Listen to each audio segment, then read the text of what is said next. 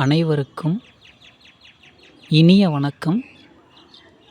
இந்த பதிவு மிக முக்கியமான பதிவு. நமக்கு ஏற்பட்டிருக்கக்கூடிய அல்லது ஏற்படக்கூடிய அல்லது ஏற்பட போகக்கூடிய, அதாவது இறந்த காலம், நிகழ்காலம், எதிர்காலம்.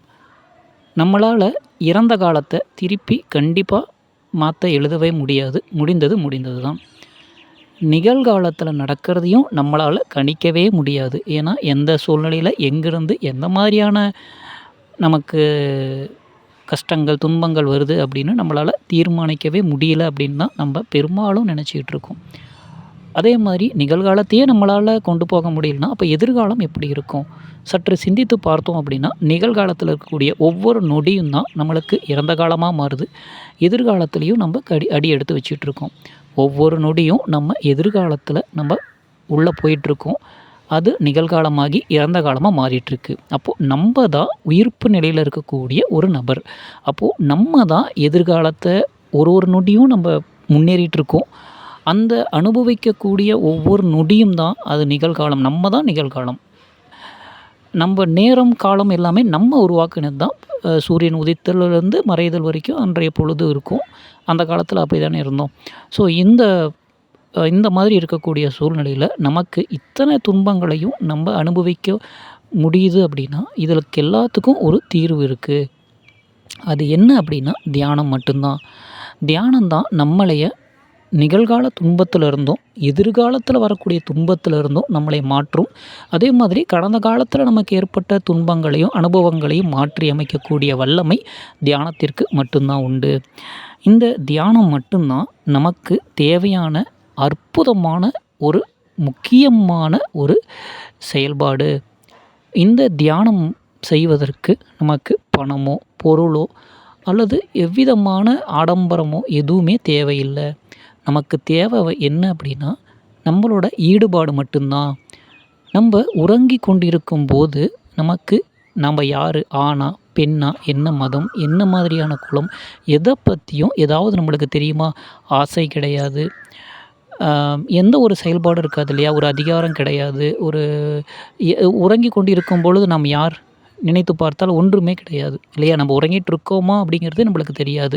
ஆழ்ந்த உறக்கத்தில் திரும்ப விழித்தெழும் பொழுது தான் நம்மளோட பேர் நம்மளை கொண்டு பிடித்து கொள்கிறது. நம்மளுடைய ஆசை, அதிகாரம், நம்மளோட யார், என்ன அடையாளங்கள் எல்லாமே நம்மளை பிடித்து நம்ம அடுத்த கட்டமாக நம்மளுக்கு செல்கிறோம். ஒவ்வொரு நாளும் இப்படித்தானுங்களே, சரிங்களா? ஸோ அப்போ எழுந்த பின்பு தான் நமக்கு அத்தனை அடையாளங்களும் கிடைக்கிறது. நம்ம இந்த அதிகாரத்தில் இருக்கோம், நம்ம இந்த பணியில் இருக்கிறோம், இந்த செயல்பாடுகளை செய்து கொண்டு இருக்கிறோம். எல்லாமே என்ன நோக்கம், என்ன செயல்பாடு எல்லாமே உறங்கும் பொழுது அத்தனையும் அடங்கி விடுகிறது. நம்மளோட ஆசை அடங்கிறது. பொன்னாசை, பெண்ணாசை, மண்ணாசை, இருக்கிற அத்தனை அதிகார ஆசை, பதவி ஆசை, பற்றாசை, புத்திரபாக்கிய ஆசை, குழந்தைங்க அப்படி வாங்கணும், நிலம் வாங்கணும், வீடு வாங்கணும், எந்த ஆசையுமே கிடையாது. உறங்கும் பொழுது அத்தனையும் அமைதியாகி விடுகின்றன. ஆழ் மனதில் நம்ம ஒரு தூக்கத்தில் இருக்கும்போது எந்த ஒரு சிந்தனையும் செயல்படுவது கிடையாது. கரெக்டுங்களா? ஆனாலும் மூளை விழித்து கொண்டு தான் இருக்கிறது, இதயம் துடித்து கொண்டு தான் இருக்கிறது. அப்போது அத்தனையும் உறங்கி கொண்டிருக்கின்றன. மூளையும் எமர்ஜென்சி அலர்ட்டுன்னு சொல்லுவாங்க இல்லையா? அவர்கள் மட்டும் விழித்து கொண்டு நம்மளை காப்பாற்றிட்டு இருக்காங்க. கரெக்டு. ஆனால் விழித்த பின்னாடி அத்தனையும் நம்மளை பிடித்து கொண்டு இருக்கிறது. நம்மளைய துன்பத்தில் ஆழ்த்துறதுக்காக அத்தனையும் நம்மளுக்கு ரெடியாக இருக்குது. நீங்கள் கண் விழித்து பார்த்தீங்கன்னா நம்ம யாருங்கிறது தெரிஞ்சிருது, நம்ம என்ன அடையாளம் தெரிஞ்சிருது, நம்ம செயல்பாடு என்னங்கிறது தெரிஞ்சிது, எல்லாம் தெரிஞ்சிருது. குழந்தையா பெரியவங்களா எல்லாமே. தூக்கங்கிறது எல்லாத்துக்கும் போது தானுங்களே. சின்ன குழந்தைக்கு தூக்கமும் ஒன்று தான். முதுமையில் நோயில் இருக்க எல்லாத்துக்கும் ஒன்று தானுங்களே. அப்போது அந்த தூக்கத்தில் நம்மளுக்கு எப்படி எந்த ஒரு ஈடுபாடு செயல்பாடும் இல்லாமல் நிம்மதியாக நம்ம இருக்கிறோமோ அதே போல தான் நம்ம தியானத்துலேயும் இருப்போம். என்ன வித்தியாசம் தூக்கத்துக்கும் தியானத்துக்கும்னா, உறங்கிய நிலையில் நம்ம யாருங்கிறதே நம்மளுக்கு அடையாளம் நம்மளுக்கு எதுவுமே தெரியாது. கரெக்டாக அத்தனையும் ஆஃப் ஆயிரும். ஆனால் தியானத்தில் உயிர்ப்பு நிலையிலே இருப்போம். உட்கார்ந்த அதே செயல்பாட்டிலே இருப்போம். நம்ம உயிர்ப்பு நிலையிலே இருப்போம். அதாவது விழித்த நிலையில் உள்ள உறக்கம் தான் தியானம். என்னை பொறுத்த வரைக்கும். நம்ம உட்காந்துருக்கோம் அப்படிங்கிறப்போ மூளை என்ன பண்ணும், அந்த உட்காந்துருக்கான செயல்பாடுகளை வந்து செய்து கொண்டிருக்கும். அப்போது அந்த நிலையில் நம்மளுடைய உறக்கம் இருக்கும். கரெக்ட்டுங்களா? அது நம்ம தூங்கும் பொழுது எல்லா உடலும் தளர்வடைந்து விடும். எல்லா உறுப்புகளும் தளர்வடைஞ்சு ஓய்வு நிலைக்கு சென்றுவிடும். அ அது என்ன சொல்றது, உடல், உயிர் அப்படி எல்லாமே லயத்து போய்விடும். ஆனா, தியான நிலையில உடல், உயிர் உயிர்ப்புடன் இருக்கும். கரெக்ட்டுங்களா? அது நீங்க தொடர்ந்து செய்யும் பொழுது அது ஞானமாக மாறிவிடுகிறது.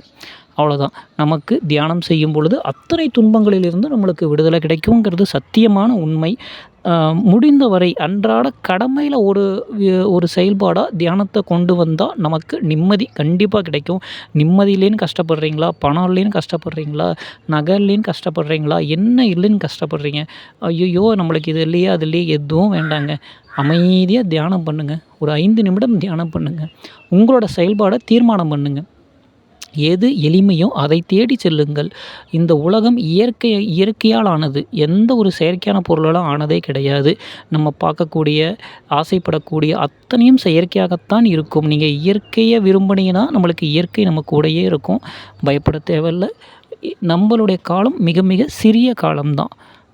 கரெக்ட்டுங்களா? நம்ம இந்த பூமியில வந்து வளர்ந்து பின் நம்ம செல்லக்கூடிய காலத்துக்கு அப்புறம் நம்ம கத்துக்கிட்ட விஷயம் நம்ம குழந்தைங்களுக்கு குடுக்கணும். அப்புறம் அவங்க கூட அப்படியே வளமுறையா வந்து பண்பாடு, கலாச்சாரமாக மாறிவிடுகிறது. ஆகவே நாம் நமக்கு பிள்ளைகளுக்கு நம்மளுடைய செயல்பாடு என்ன கொடுக்கணும் அப்படின்னா, தியானத்த சொல்லிக் கொடுங்க. அமைதியாக உட்கார்ந்து ஒரு 5 நிமிடம் தினந்தோறும் தியானம் செய்யுங்க. நிச்சயமாக உங்களுக்கு தேவையான ஆற்றல், நீங்க எத சாதிக்கணும்னு நினைக்கிறீங்களோ அதுக்கு தேவையான ஆற்றலும் நமக்கு கிடைக்கும். அதேபோல நிம்மதி வேணும்னா கிடைக்கும். நீங்க வேலை வேணும்னு நெனச்சா கிடைக்கும். நமக்கு செல்வம் வேணும்னு நெனச்சா கிடைக்கும். நீங்க எப்படி வேணாலும் ஆசைப்படுங்க. அதுக்கான சக்திய பிரபஞ்சத்துக்கிட்டருந்து நம்ம தியானம் மூலமா நம்ம பெற்றுக்கொள்ளலாம். ஆனால் முக்கியமாக ஒன்றை மறந்துவிடக்கூடாது. நம்மளோட பிறப்போட அவசியமே நம்ம நல்லத கத்துக்கிட்டு, நம்ம நல்லத அடுத்த தலைமுறைக்கு எடுத்து கொண்டு போய் குடுக்கணும். இவ்வளோதான். எந்த போட்டியும் வேண்டாம், எந்த பொறாமையும் வேண்டாம். தியானம் செய்தால் அத்தனையும் நம்மை விட்டுட்டு விலகிவிடும். கெட்ட சக்திகள் எதுவும் நம்மளை நெருங்காது. பயம் தேவையில்லை. தியானம் நம்மளை நிச்சயமாக நல்வழிப்படுத்தி, நம்மை ஒரு சிறந்த நபராக இந்த பூமிக்கு கொண்டு வந்து, நம்ம இந்த பூமியில இருக்கக்கூடிய அத்தனையும் நம்ம அனுபவித்துவிட்டு நம்ம செல்லலாம்.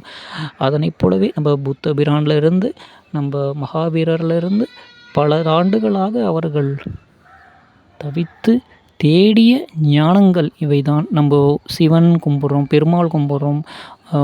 எத்தனை தெய்வங்கள நம்ம கும்பிட்டாலும் அத்தனை பேரும் சித்தர்களாக இருக்கிறார்கள். சித்தர்கள் என்றால் தியானத்தில் மேலானவர்கள் என்பதுதான். அதுதான் அந்த ஒரு அர்த்தம் என்பது. தியானம் செய்து கொள்ளுங்கள். அதுதான் நம்மளுக்கு நல்லது.